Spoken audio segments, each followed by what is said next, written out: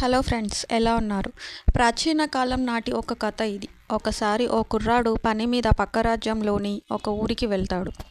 అక్కడ ముసలాయన ఎద్దుకు బదులుగా తానే గానుగ చుట్టూ తిరుగుతూ నూనె తీయడం చూసి అయ్యో పాపం అనుకుంటూ దగ్గరికి వెళ్ళాడు.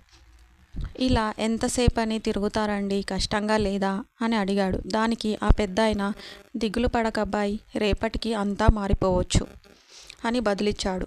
ఆ మాటల్లోని ఆంతర్యం ఏంటో ఆ కుర్రాడికి అర్థం కాక వెళ్ళిపోయాడు. కొన్ని రోజుల తర్వాత ఆ అబ్బాయి మళ్ళీ ఊరెళ్తాడు. వృద్ధుడు అప్పటికి గానుగ యజమాని స్థానంలో ఉండటం చూసి సంతోషించాడు. తాతయ్య బావున్నారా? మిమ్మల్ని ఇలా చూడటం చాలా ఆనందంగా ఉందంటూ అభినందనలు తెలియజేశాడు. ఆ వృద్ధుడు నవ్వుతూ కృతజ్ఞతలబ్బాయి, కానీ రేపటికి అంతా మారిపోవచ్చునని మళ్ళీ అన్నాడు. మరోసారి ఆ ఊరెళ్ళేసరికి వృద్ధుడు రాజు స్థానంలో ఉన్నాడు. అది చూసి ఆశ్చర్యపోయి ఏం జరిగిందని అడుగుతాడు. ఎప్పట్లాగే ఆయన చిరునవ్వు చిందిస్తూ, మా రాజుకి పిల్లలు లేరు. ఆయన చనిపోయాక సాంప్రదాయం ప్రకారం రాజుగారి ఏనుగు గజమాలతో ఊరి మధ్యకు వచ్చింది.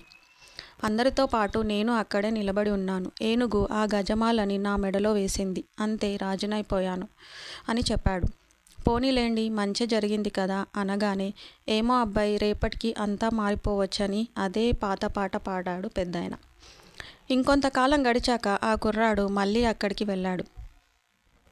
పెద్ద భూకంపం దాటికి ఊరంతా ధ్వంసమైపోయి కనిపించింది. రాజుతో పాటు చాలామంది చనిపోయారని అక్కడ ఉన్న వాళ్ళు చెప్పగా దిగ్భ్రాంతి చెందుతాడు. ఆ సమయంలో రేపటికి అంతా మారిపోవచ్చు అన్న పెద్దాయన మాటలు గుర్తొస్తాయి.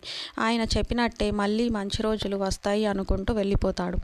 అంతే కదా, పగలు రాత్రి, బొమ్మ బొరుసు, వెలుగు చీకటి, కష్టం సుఖం, ఇలా సృష్టిలో ప్రతి అంశానికి రెండు ఉన్నట్టే పరిస్థితుల విషయంలోనూ మంచి చెడు సర్వసాధారణం.